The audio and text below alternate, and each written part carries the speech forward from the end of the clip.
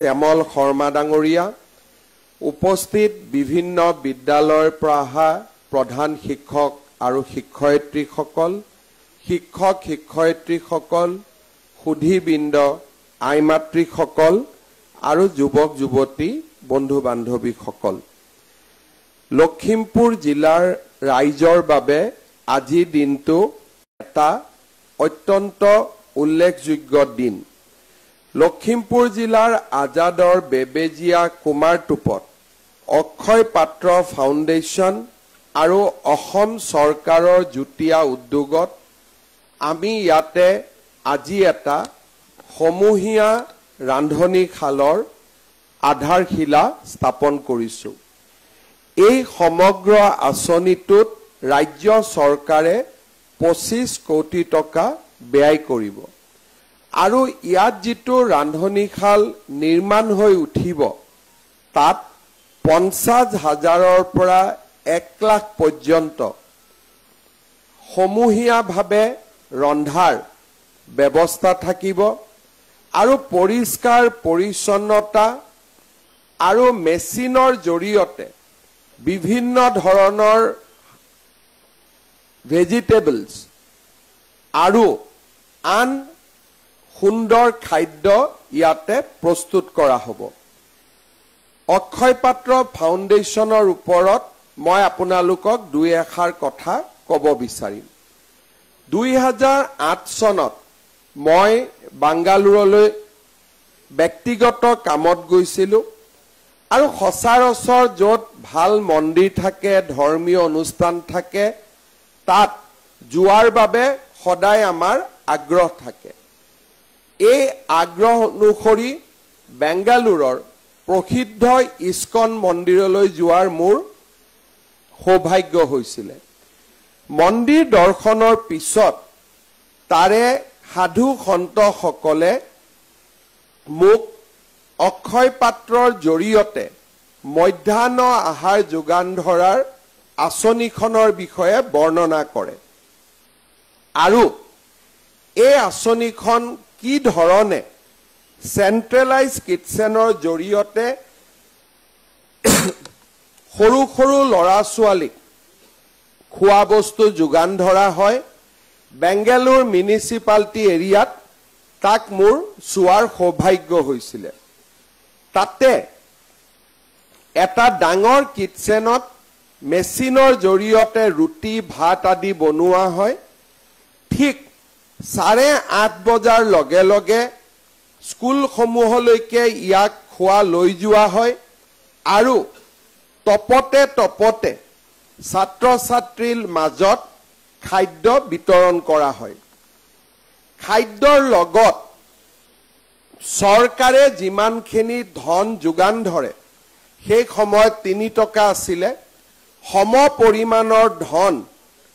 এই ফাউণ্ডেশ্যনৰ ফালৰ পৰা লগত সংযোজিত কৰি দিয়া হয়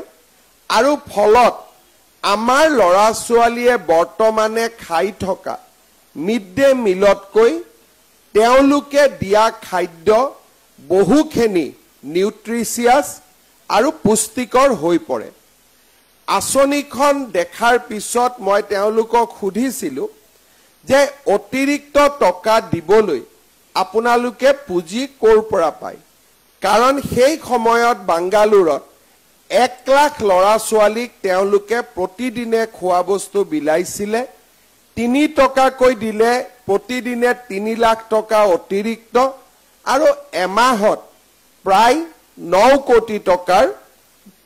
প্ৰয়োজন হয়, প্ৰায় 90 লাখ টকাৰ প্ৰয়োজন হয় আৰু সেই সময়তে তেওঁলোকে 17-18 জাগাত এই আঁচনিখন চলাই আছিলে। তেখেতসকলে মোক কৈছিলে যে পৃথিৱীৰ বিভিন্ন স্থানত এই ইস্কন বা অক্ষয় পাত্ৰৰ লগত জড়িত সাধু সন্যাসীসকলে ধন সংগ্ৰহৰ বাবে কষ্ট কৰে আৰু ইণ্টাৰনেট বা ছ'চিয়েল মিডিয়াটো এই গোটেই আঁচনিখনৰ বিষয়ে জানি বহু লোকে দান বৰঙনিও আগবঢ়ায়। অসমলৈকে মই তেওঁলোকক নিমন্ত্ৰণ জনাইছিলোঁ আৰু মোৰ চেষ্টাৰ পিছত অসমত 6টা স্থানত তেখেতসকলে মিড ডে মিল কিটচেন কৰাৰ মোক প্ৰতিশ্ৰুতি দিছিলে সেই সময়ত মই অসমৰ শিক্ষা আৰু স্বাস্থ্য মন্ত্ৰীৰ দায়িত্বত আছিলোঁ মুখ্যমন্ত্ৰী তৰুণ গগৈ ডাঙৰীয়া মুখ্যমন্ত্ৰী আছিলে তেখেতক মই বেংগালুৰুৰ পৰা অনা ইস্কনৰ সন্যাসীসকলৰ সৈতে সাক্ষাৎ কৰাই দিছিলোঁ যিকোনো কাৰণতে হওক তেখেতে মোক মাত্ৰ এটা কথাই কৈছিলে যে তুমি এই আঁচনিটো জালুকবাৰী সমষ্টিত কৰা বাকি জাগাত এতিয়া কৰিব নালাগে মুখ্যমন্ত্ৰীয়ে কোৱাৰ দৰে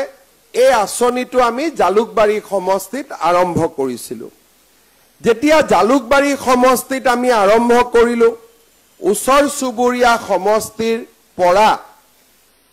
শিক্ষকসকলে মোক অনুৰোধ কৰা আৰম্ভ কৰিলে যে আমাৰ স্কুলতো দিয়ক দুটা কাৰণ এটা হ'ল যে শিক্ষকসকলে এফচিআইত যাব নালাগে হিচাপ নিকাচ কৰিব নালাগে আৰু তেওঁলোকে অতিৰিক্তভাৱে ইয়াতে 3 টকা সেই সময়ত যি যোগদান পাইছিলে তাৰ ফলত লৰা ছোৱালীয়ে যেহেতু খবৰ বিয়পি যায় সেই খোৱা খাবলৈ আগ্ৰহী হৈ পৰিছিলে যি নহক লাহে লাহে 14 চনৰ পিছত আৰু বিশেষকৈ 16 চনত অসমত যেতিয়া ৰাজনৈতিক পৰিৱৰ্তন আহিলে আমি কামৰূপ মহানগৰ আৰু যোৰহাট জিলাত এই আঁচনিখন সম্প্ৰসাৰণ কৰিলোঁ যোৰহাট জিলাত 144খন স্কুল কামৰূপ মহানগৰত 364খন স্কুল আৰু কামৰূপ জিলাত 250খন স্কুলত আমি এই ব্যৱস্থা সম্প্ৰসাৰণ কৰিলোঁ লাহে লাহে আন জিলাৰো পৰা বিশেষকৈ যিসকলে এই আঁচনিখনৰ বিষয়ে জানিলে শুনিলে তেওঁলোকৰ পৰাও এই আঁচনিখনৰ বিষয়ে আগ্ৰহ আহিলে আৰু আমি লখিমপুৰ ধেমাজি তিনচুকীয়া ডিব্ৰুগড় মাজুলী নলবাৰী শোণিতপুৰ কাছাৰ আৰু ওদালগুৰি এই জিলা কেইখনত এই আঁচনিটো ৰূপায়ণ কৰাৰ বাবে সিদ্ধান্ত ললোঁ মাজুলীত ই নিৰ্মীয়মান অৱস্থাত আছে আৰু যোৱা কেইটামান দিনত আমি নলবাৰী ডিব্ৰুগড় আৰু লখিমপুৰত এই আঁচনিৰ আধাৰশিলা স্থাপন কৰিছোঁ আৰু কেইটামান দিন পিছত আমি শোণিতপুৰ জিলাতো এই আঁচনিখন আৰম্ভ কৰিম বাকি জিলা কেইখনৰ পৰা আমি ভূমি আবলটনৰ বাবে অপেক্ষা কৰি আছো এই আঁচনিখন আমি কেনেকৈ ৰূপায়ণ কৰোঁ ইয়াত যিটো ৰান্ধনী ঘৰ হৈ উঠিব এই ৰান্ধনী ঘৰটোত আমি 25 কোটি টকা ব্যয় কৰিম কোনে ব্যয় কৰিব ৰাজ্য চৰকাৰে বিল্ডিং হ'ব আৰু 8 কোটি টকাৰ মেচিন আহিব কাৰণ ইয়াৰ খোৱা মেচিনত বনিব হাতৰ কোনো ইয়াতে কাম নাথাকে শাক সবজি কাটা সাফা কৰা বেলেগ কথা কিন্তু আদাৰৱাইজ এই গোটেই কামখিনি মেচিনত হ'ব বনোৱাৰ পিছত ইয়াক স্কুললৈকে লৈ যোৱা হ'ব এতিয়া প্ৰশ্ন আহিব যে স্কুলত যি ৰান্ধনী আছিল তেওঁলোকৰ কি হ'ব আমি তেওঁলোকক দায়িত্ব দিছো যে আপোনালোকৰ চাকৰি একে থাকিব মাত্ৰ আগতে ৰান্ধিছিলে এতিয়া আপোনালোকে বিলাব অৰ্থাৎ স্কুলত গাড়ীখন আহি গ'ল আপোনালোকে গাড়ীখনৰ ওচৰলৈকে গ'ল যিখিনি বাসন থাকিব ডাঙৰ ডাঙৰ স্কুললৈকে লৈ আহিলে আৰু লৰা ছোৱালী খোৱাখিনি বিলাই দিলে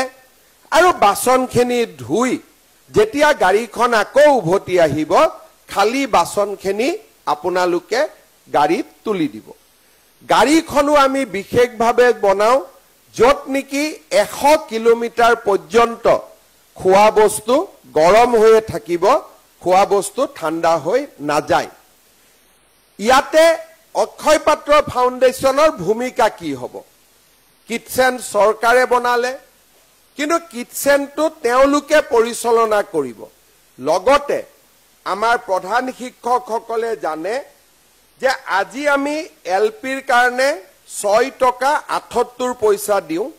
আৰু ইউপিৰ কাৰণে আমি 10 টকা 17 পইচা দিওঁ কিন্তু এখেতসকলে যি খোৱা বস্তু বনাব তাত 12 টকা 50 পইচা লাগিব আৰু এই অতিৰিক্ত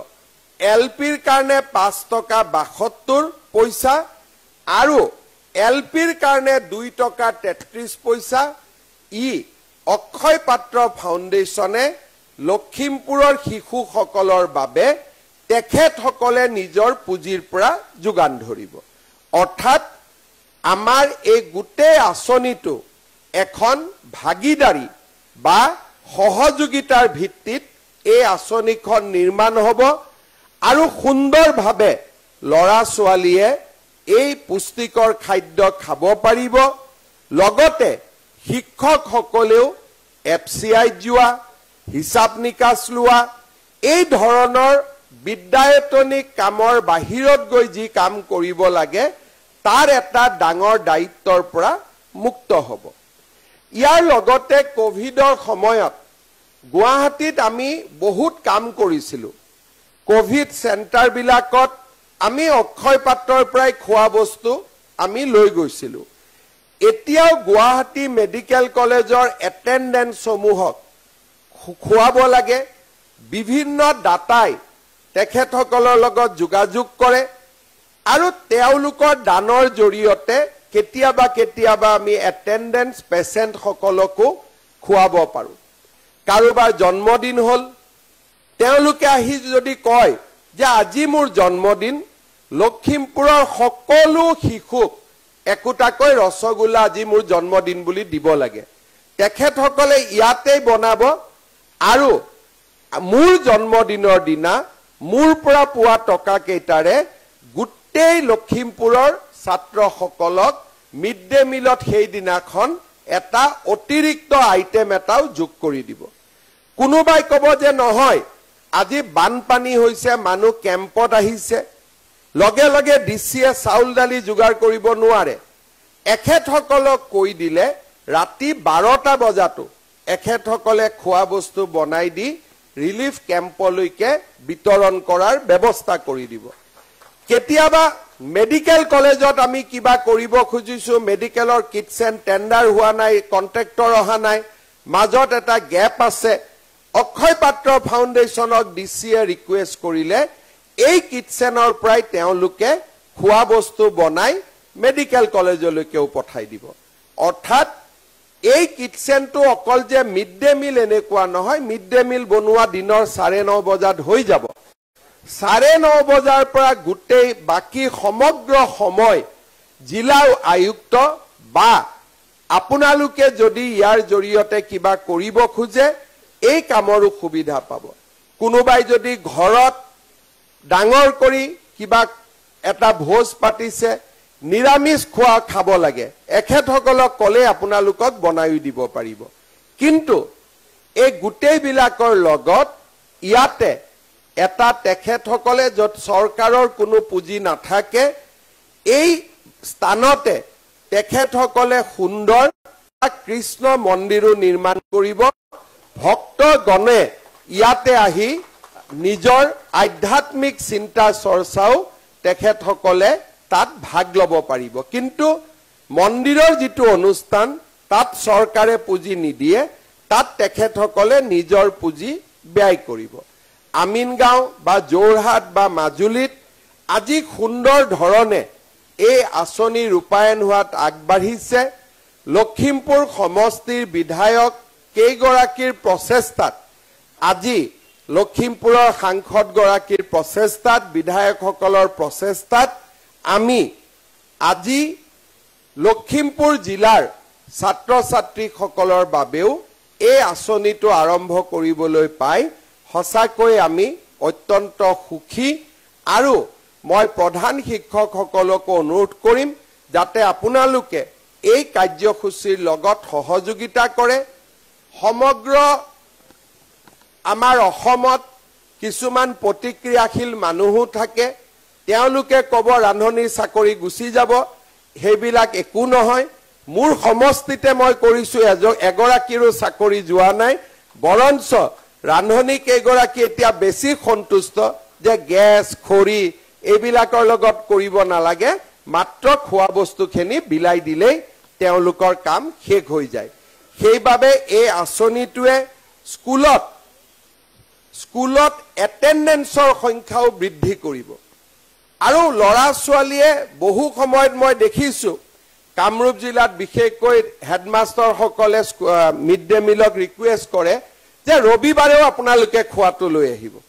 আমাৰ ল'ৰা ছোৱালী যিখিনি দুখীয়া থাকে, ঘৰত সেই ধৰণৰ পুষ্টিকৰ খাদ্য নাপায়, এখেতসকলে বহু জাগাত যদি হেডমাষ্টাৰে বিচাৰে বা মিড ডে মিলৰ ৱৰ্কাৰ গৰাকী যদি উপস্থিত থাকে বিলাবৰ কাৰণে,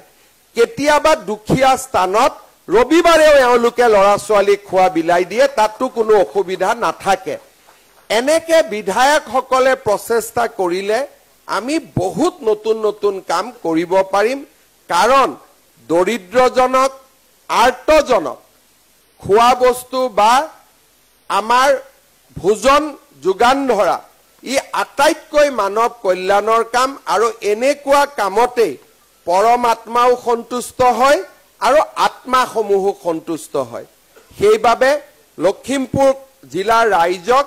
এই আঁচনিখনত সম্পূৰ্ণ সহযোগিতা কৰিবলৈ মই আহ্বান জনাম। আজি মই লখিমপুৰত আহিছোঁ,